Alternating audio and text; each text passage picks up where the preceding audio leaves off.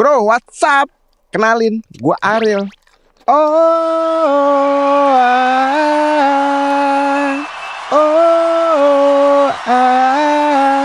Buset, dikata gua Ariel Noah kali. Ahai. Gue mau ceritain kisah horor gue yang paling nempel di pikiran gue nih cuy. Gue ini pekerja serabutan dan pasti banyak waktu luangnya kan.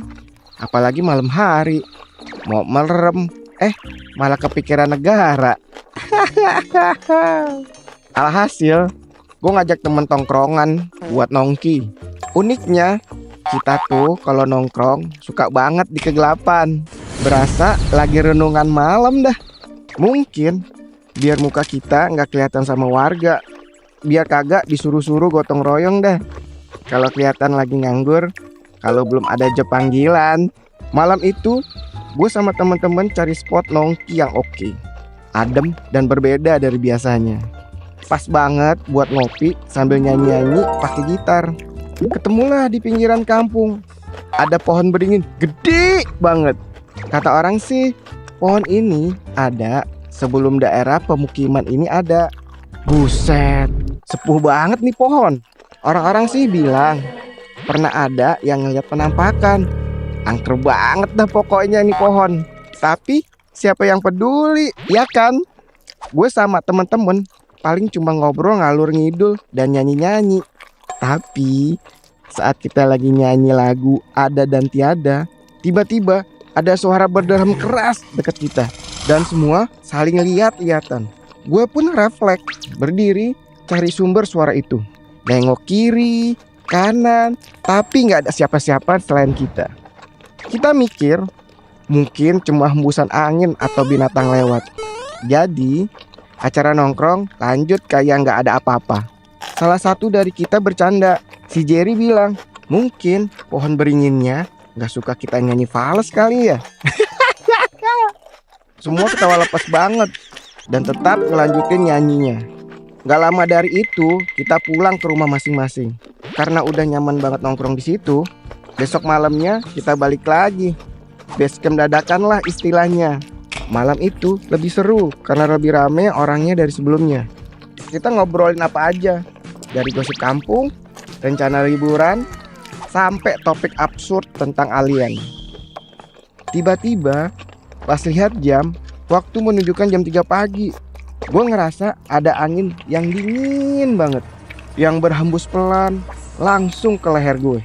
Ternyata bukan cuma gue yang ngerasa, semua temen gue juga kaget. Langsung tengok kiri, kanan, sambil gosok-gosok leher. Kayak ada sesuatu yang gak kelihatan barusan lewat depan kita. Kita mulai gak nyaman, tapi masih berusaha santai. Sampai tiba-tiba dari atas pohon beringin itu ada yang lemparin pasir ke arah kita. Awalnya cuma beberapa butir aja, tapi lama-lama kayak segayung pasir yang dilempar ke arah kita. Gue langsung inisiatif nyenterin ke atas. Iya, ke arah pohon beringin. Dengan bulu kuduk yang berinding parah. Ternyata di sana nggak ada apa-apa. Padahal nih ya, nggak ada angin kenceng, nggak ada orang yang bisa ngelempar dari tempat setinggi itu. Si Jerry yang duduk paling pojok di pohon tiba-tiba teriak, "Woi, itu tuh ada di atas!" Sontak kita semua mendongak ke arah yang dia tunjuk. Di atas pohon, samar-samar di balik dedaunan, kita semua lihat sosok gede, berbulu, dan matanya merah menyala kayak bara api. Tatapannya bikin bulu kuduk gue merinding sebadan-badan.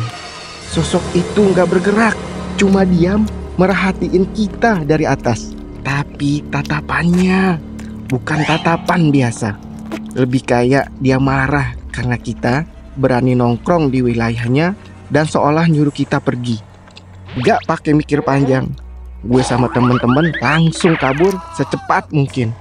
Ninggalin kopi, gitar, bahkan sandal. Kita semua akhirnya sampai di daerah pemukiman warga. Semua pada ngos-ngosan. Pas mau balik ke rumah masing-masing, kita sadar ada satu orang yang gak ada. Si Jerry ketinggalan. Gue mengarahkan temen-temen buat balik lagi cari si Jerry. Karena ngeri kenapa-napa dan takut gak ada yang tahu dia di situ selain kita. Akhirnya kita balik ke sana dengan rasa keberanian setipis tisu yang diairin. Kita kaget banget, si Jerry tersungkur di jalan dan dia pingsan. Ampun banget nih bocah, nyusahin aja dah. Akhirnya kita gotong Jerry dan kita taruh di rumah gue sampai dia sadar. Keesokan harinya setelah dia sadar, gue tanya apa yang terjadi sampai dia tersungkur dan pingsan. Si Jerry bilang dia ngeliat sosok berbulu itu ngejar dia dan narik badannya sampai dia tersungkur. Habis itu dia gak inget apa yang terjadi setelah itu. Badan Jerry penuh luka dan anehnya di bahunya ada cap angan gede banget dan kayak melepuh gitu. Akhirnya kita bawa dia berobat ke IGD. Dokternya terheran-heran. Pas dicek, bagian paha Jerry juga merah melepuh, kayak kesiram minyak panas. Tapi kayak ceplakan tangan. Jerry pun diobatin. Anehnya setelah keluar dari ruang dokter, dia bengong. Ditanya apapun gak ngejawab. Kita goyang-goyangin badannya, tetap gak ada respon. Seketika dia pingsan lagi. Akhirnya dia dibawa ke rumah sakit umum untuk ditindaklanjuti pemeriksaannya. Dokter menyarankan buat tes darah. Sambil menunggu hasil tes, kita semua selalu ada di samping Jerry. Selang beberapa menit, Jerry kebangun dari pingsannya. Syukurnya dia udah normal lagi.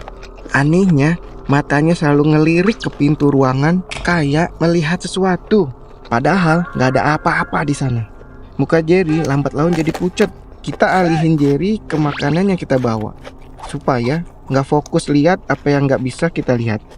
Setelah selesai pemeriksaan dan hasil tes udah keluar, dokter gak menemukan masalah medis serius dan bilang hasilnya normal, gak ada apa-apa yang mencurigakan. Tiba-tiba badan Jerry mulai kejang. Bibirnya gerak-gerak, seolah mau ngomong sesuatu pakai bahasa yang gak dipahami siapapun. Fix! Jerry kesurupan. Tangannya mulai mengeras dan menggaruk kasur rumah sakit. Matanya terlihat kosong dengan pandangan tajam yang aneh. Dari mulutnya keluar suara pelan tapi berat. Dan bukan suara Jerry cuy. Dan dia bilang, kalian gak usah ikut campur, atau anak ini kami bawa.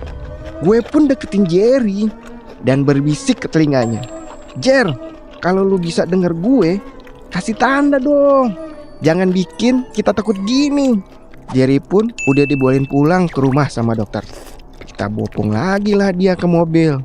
Gue pun megang tangannya Jerry, mulai mencet jari-jarinya, didoain ubun-ubunnya. Dan Jerry masih setengah sadar dengan tatapan kosongnya. Akhirnya gue ngusulin ke teman-teman. Kayaknya ini udah parah deh gangguannya. Gue tahu tempatnya Pak Surya, orang pinter di kampung sebelah. Kita bawa Jerry ke sana aja. Begitu sampai rumah Pak Surya itu, dia udah langsung tahu ada yang gak beres tanpa kita ceritakan apa-apa. Pak Surya bilang, bawa dia ke dalam, sambil nunjuk ke tikar yang udah digelar di ruang tamunya. Kita pindahin Jerry di atas tikar dalam kondisi pingsan. Sementara Pak Surya nyalain dupa dan baca doa dengan suara yang lirih. Saat ritual dimulai, suasananya engap, kayak rame orang gitu. Badan si Jerry bergetar hebat dan suara aneh itu keluar dari mulutnya dan bilang, dia milik kami. Suaranya kenceng dan menggema. Pak Surya nyiramin air yang ada kembang 7 rupa di dalamnya. Si Jerry berontak, suasana makin mencekam, barang-barang berjatuhan. Pak Surya tetap jalanin ritualnya tanpa menghiraukan yang terjadi di sekitarnya. Setelah hampir setengah jam, Jerry akhirnya diem. Dia berhenti berontak dan matanya udah gak kosong lagi.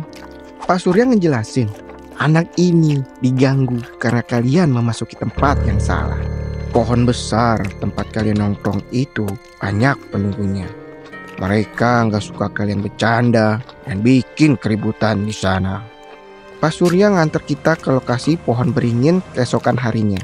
Dengan bawa sesajen dan nyalain dupa, kita minta maaf sesuai arahan beliau.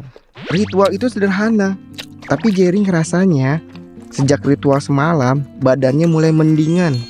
Setelah semua selesai, Jerry terlihat lebih tenang. Bahkan dia bilang tubuhnya jauh lebih ringan. Setelah kejadian itu, Jerry pulih total. dia udah nggak pingsan dan tatapannya udah nggak kosong lagi. Dia juga sekarang lebih berhati-hati dalam bertindak dan berkata. Kita jadi belajar sesuatu yang berharga dari kejadian ini, bahwa nggak semua tempat cocok buat dijadiin tempat santai. Apalagi pohon beringin itu udah lama ada, pasti ada penunggunya. Sejak saat itu, kita udah nggak berani nongkrong di bawah pohon itu lagi. Sampai di sini akhir cerita gue. Bye!